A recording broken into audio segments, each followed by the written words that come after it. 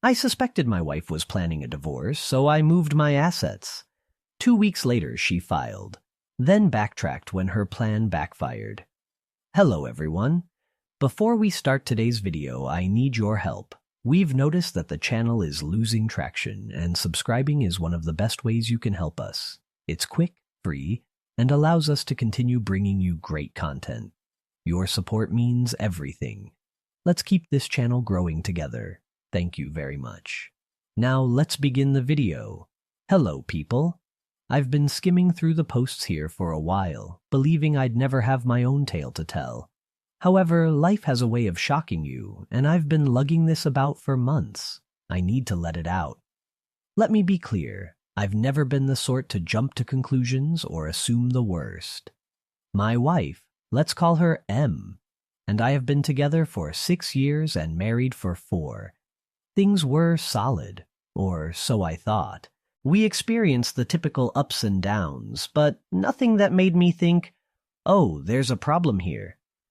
In reality, throughout the majority of our relationship, we were that couple, completely committed colleagues. We laughed at stupid inside jokes, argued for hours about which movie to watch, and had a cadence that just worked. She'd organize elaborate date nights, and I'd treat her to her favorite takeout after a long day. It felt effortless, as if we had figured out the whole love thing. That is why what occurred next struck me like a ton of bricks. The shift. Around 6 months ago, things began to alter. At first, it was minor details, things you'd likely miss if you weren't paying attention. She began carrying her phone everywhere, even when she was only going to the kitchen or folding clothes. Before this, her phone would sit on the coffee table for hours, and she didn't mind who picked it up. One day, I made this joke. "What, are you running some secret spy ring now?" She chuckled and added, "No, work's been emailing me a lot." Okay, fine. But a few days later, she created a password. That one caught me off guard, surprised because she had never used one before.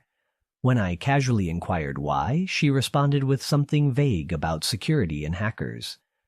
I didn't press it since I didn't want to appear paranoid, but it simply felt off. And it didn't end there.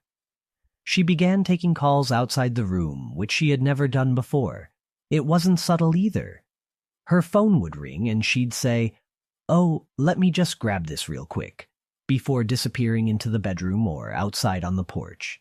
If I inquired who it was, she would just say, "Just a friend from work." Then I noticed a new habit, keeping her phone face down on the table. I had no idea that was a thing, until I reached over to give her something and she hastily moved her phone out of the way. It was one of those blink and you miss it moments, yet it stayed with me, growing distance. However, it wasn't all about the phone. She started to feel distant. Conversations that used to flow easily now felt like pulling teeth. If I brought up future plans, such as, "Where should we go for our anniversary?" or "Do you think we should start saving for a new car?" she'd simply nod and say, "Yeah, we'll see," before shifting the subject. It all came together for me on a random Wednesday. She informed me that she was seeing a buddy for coffee after work. It didn't sound strange. She does that occasionally. I happened to be running errands in the same area, so I figured, why not surprise her? It'll be cute. When I arrived, however, she was not with her friend. She stood outside the cafe, walking back and forth, her phone placed against her ear.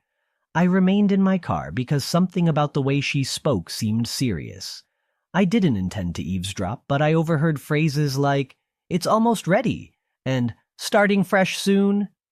My stomach sank. I couldn't figure out what she was saying, but it didn't sound like job or friend conflict. It sounded grander, like something she had planned. When she returned home, I asked her how her coffee date went, attempting to maintain a casual tone. She told me a complete narrative about her pal complaining about her boyfriend. It was such an unexpected comment that I just gazed at her for a second. "What do you mean?" I inquired. She shrugged. "I just think we should have everything in one place, you know. Like all our account info, passwords, documents, that kind of thing. just in case of emergency. I wasn't sure what to say. This was something we'd never discussed before, and the timing seemed strange, given everything else I'd noticed. "What kind of emergencies?" I asked, trying to keep my tone casual. She shrugged again. "It's just smart, isn't it? What if something happens to one of us? Or what if we need to make a big financial decision quickly?" Her argument made sense on the surface, but something about the way she expressed it made me nervous. It was too rehearsed, too polished, as if she had been waiting for the appropriate time to bring it up. I nodded and murmured something like, "Yeah, I guess that's a good idea." But within, alarms were ringing. Why now? Why are we suddenly concerned about arranging our finances when we've always kept them separate and loose? That night, my mind kept reliving her words, attempting to figure out what it meant. Was this just typical adult behavior? Was I reading too much into it? But then I remembered the phone calls, the talk I overheard at the cafe, and how distant she'd been recently. It all began to mount up, and I did not like the image it was painting. Until then, I had done nothing about it. A few days later, she mentioned it again. We were in the kitchen. I was making a sandwich, and she was looking through her phone, when she remarked, "Have you thought more about organizing the bank stuff? Like, do you know where all the account details are?" I lowered the knife and turned to face her. "Okay, what's going on?" I inquired, attempting to keep my tone light but firm. "You've been bringing up the finances a lot lately. Is there something we need to talk about?" She finally looked up from her phone, astonished that I had pressed her on it. "No, nothing's wrong," she responded hastily, making me giggle. "I just think it's important, that's all. You know, for emergencies." "Emergencies like what?" She shrugged, her expression unreadable. "I don't know, just life stuff. It's not a big deal, I promise. I just think it's something we should get on top of." Her response seemed ambiguous, too vague. I nodded and let it go, but the way she avoided providing a direct answer made me even more suspicious. It didn't seem like a casual suggestion anymore. It felt like she was concealing something, but I had no idea what it was. So the next day, while she was at work, I decided to look into our finances. I opened our joint account online and discovered something unexpected. Over the last month, a few tiny moves had taken place. Nothing large, but small quantities that didn't appear to have a clear purpose. They weren't designated for bills, groceries, or anything similar. I didn't want to jump to conclusions, but it appeared that she had been withdrawing money from the account for some reason, which I couldn't figure out. I considered addressing her, but something told me to wait. If I was wrong, I'd look ridiculous. And if I was correct, I had to be careful. It was eating at me, so I contacted someone I trusted, an old college friend who also happens to be a lawyer. I told him what I'd discovered while trying not to sound like a conspiracy theorist. "Look," he remarked after I'd explained everything, "I'm not saying something is absolutely going on, but you're not insane for wanting to be ready. If you're concerned about protecting your assets, now is the moment to do so. Better safe than sorry." He walked me through what I could do, simple procedures to ensure my finances were protected if something happened. I'll admit, taking such drastic action felt out of the ordinary. It felt like I was preparing for something dreadful, even though I wasn't sure what was wrong. But the more I considered it, the more it made sense. If she was really up to something, and I was beginning to suspect she was, I needed to defend myself. It was not an easy decision to make. However, this wasn't just about money or assets. It was about the life we had created together. I kept repeating images in my head: our wedding day, the late-night conversations about our dreams, and the weird little jokes we shared. How did we arrive here? Is this what our marriage had come to? The prospect of taking these measures felt like conceding defeat, as if I was officially abandoning the trust we previously shared. That evening, while she was out, I sat at my desk and took out my laptop. My hand shook as I opened the computer and began browsing through everything: bank accounts, investment accounts, and the property deed. Each paper I studied felt like a betrayal. But a persistent voice in my head reminded me that this was about survival, not sabotage. I didn't mean to hurt her. I couldn't get rid of the idea that if I didn't act now, I'd regret it later. I compiled a list of everything I could transfer and how to do it without raising suspicion. As I typed, I felt a crushing weight settle against my chest. I had entirely trusted her for years. And now here I was, playing defense against the person I thought would always have my back. Then I called my mother and explained why I needed her help, but not in detail. I need you to hold on to some things for me for a while. It's nothing bad, just something I need to do to protect myself, just in case. She was silent for a minute, likely trying to figure out what I wasn't saying. Are you okay? Her voice was filled with anxiety. Yeah, I lied. It's just a precaution, nothing to worry about. She didn't press me, but I could hear the pause in her voice when she responded. Of course, sweetheart, whatever you need. I hung up the phone with an odd mix of relief and shame. I despised engaging her in this mess, but knowing she had my back provided some steadiness in an otherwise chaotic environment. By the time Em arrived home, I had already begun the process. I moved the majority of my assets, our cash, investments, and even the house, to my mother's name. I kept enough in our joint account to keep up appearances, but the rest was locked down. She didn't notice anything. She walked in, kissed my cheek, and asked if I wanted to watch a movie. I appeared okay, but inside, I was a wreck. Part of me felt awful, as if I had betrayed her trust, but another part of me felt relieved, as if I was finally gaining control of a situation that had spiraled out of my control. Over the next 3 days, I tried to maintain a normal routine. I didn't want to let her know that anything had changed. She appeared satisfied, even unusually cheery at times. However, rather than putting me at ease, it increased my suspicion. If she was plotting something, she did an excellent job of concealing it. What stood out, however, was that she never brought up the finances again, not even after I questioned her the last time. It was as if the subject had evaporated from her memory. At first I believed I had overreacted and she dismissed the subject since it wasn't relevant. But the more I thought about it, the more I realized she was avoiding it, almost as if she was afraid to bring it up again after I pressed her. I noticed her staring at me a few times, as if she was assessing my mood or contemplating whether to say something. Every time I noticed, she'd quickly return her attention to whatever she was doing. Her phone, the TV, a book.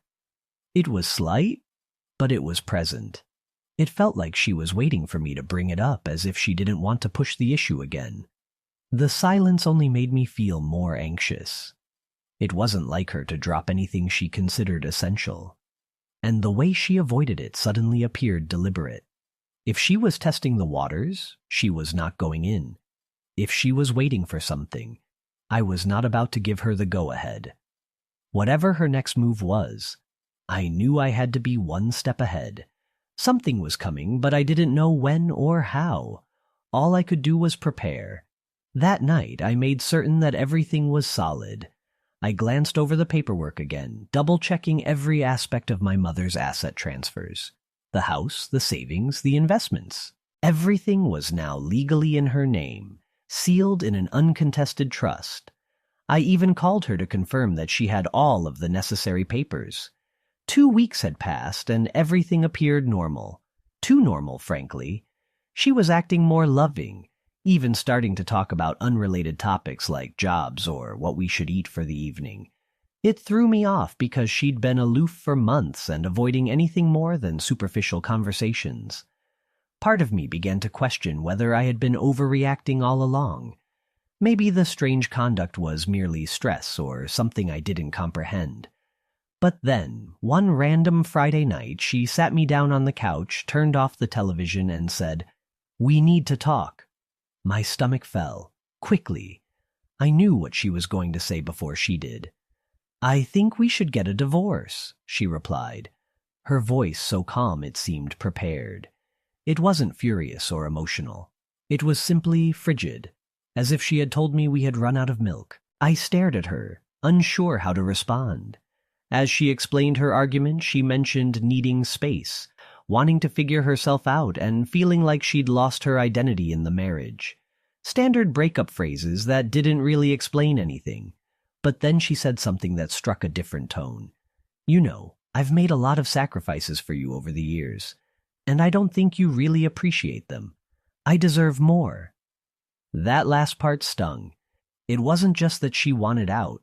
It was that she framed it as if I owed her something. That everything was my fault, and she was simply claiming what was properly hers. As I sat there trying to understand what she was saying, a new question arose. Why now? Then she said something that made everything start to make sense. "A friend of mine has been helping me see things more clearly," she continued, not looking at me. A friend. I remained still, letting her speak.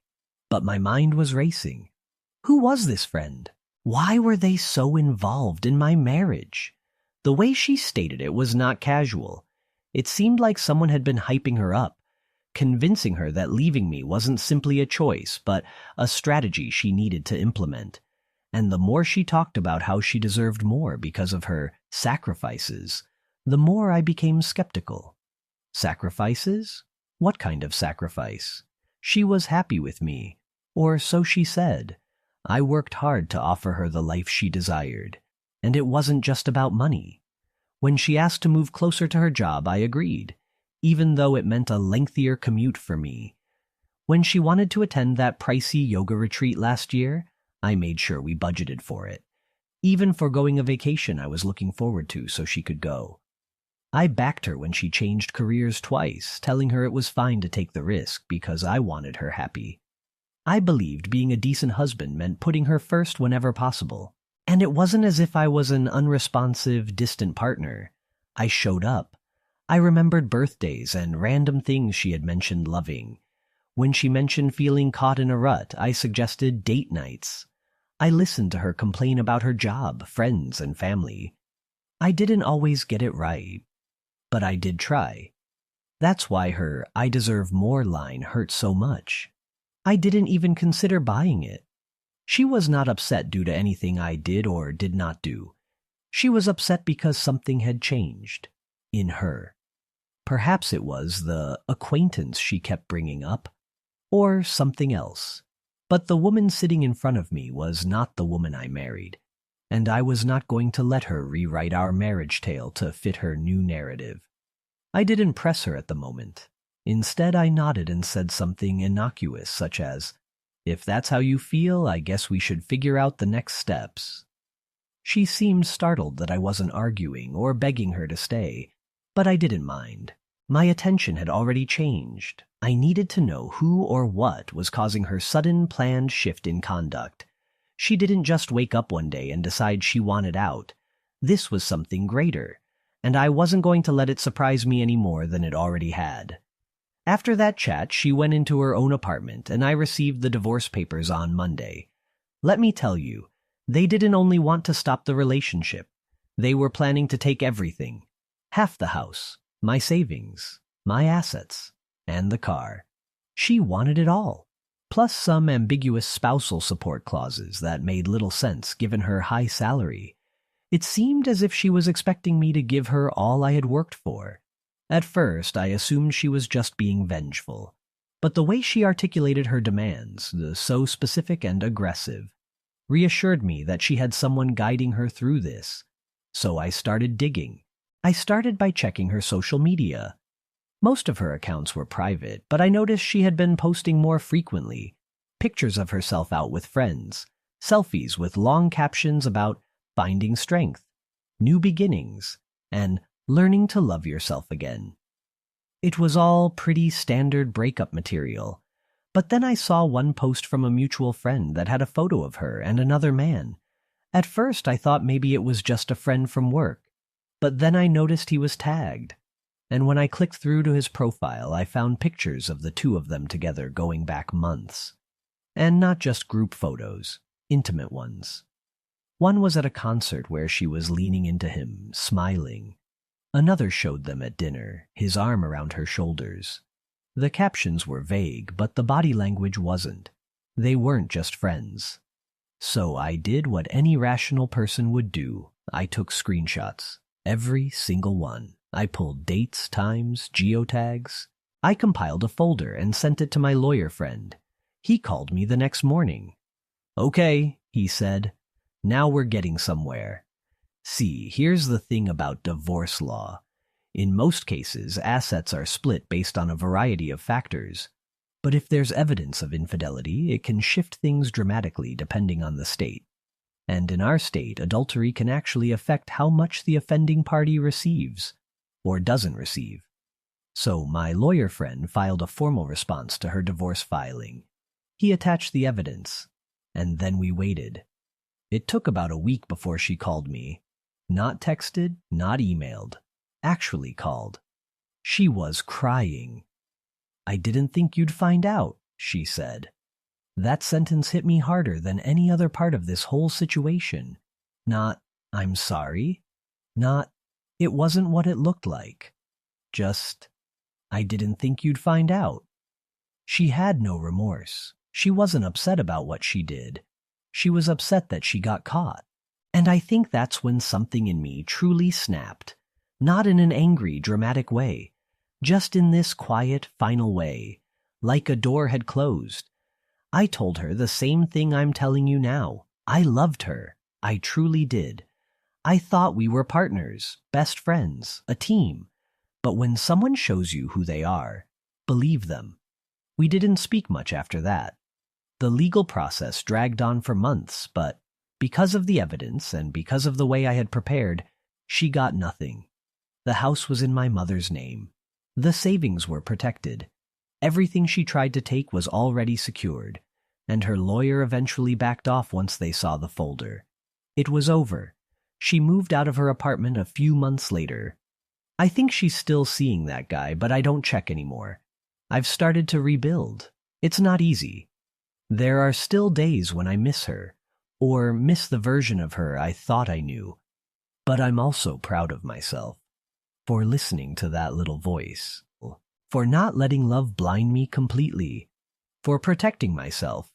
And if you're reading this, and you've got that gut feeling that something's off, listen to it. You don't have to make dramatic moves, but pay attention. Trust your instincts. They might just save your life.